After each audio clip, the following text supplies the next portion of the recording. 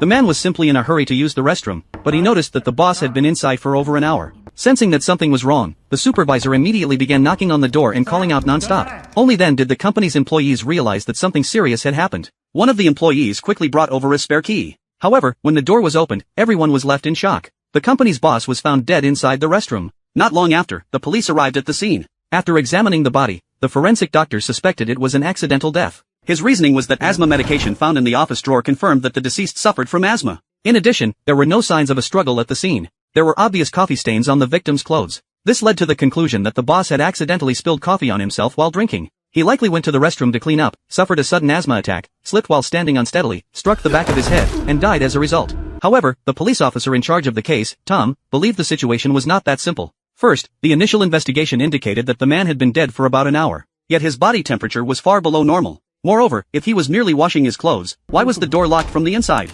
Another suspicious detail was found at the restroom entrance. There, the police discovered a piece of paper folded into a very specific shape. What was it used for? All these doubts made Tom strongly suspect that this was a murder. After the body was sent for an autopsy, Tom began his investigation. He first ordered that all employees remain sealed inside the office. No one was allowed to leave until the killer was found. He then carefully searched for clues and soon discovered scratch marks on the restroom door handle. If the boss had truly slipped and died by accident, why would there be signs of twisting on the handle? Realizing something was wrong, Tom immediately confiscated everyone's phones and searched them one by one. When he opened the location data, he was shocked to discover that every employee had visited the same doctor's house. Sensing something suspicious, Tom drove straight to the doctor's home to question him. Seeing the doctor's panicked expression, Tom knew there was definitely a secret. Facts proved that his suspicion was correct. Unable to withstand Tom's relentless questioning, the doctor finally revealed everything he knew. It turned out that several months earlier, employees from Jonathan's company had come to him one after another for treatment. Strangely, all of them were suffering from a rare genetic mutation. The doctor suspected that they had been exposed to toxic chemicals in the office. He therefore asked them to bring in the company's water and food for testing.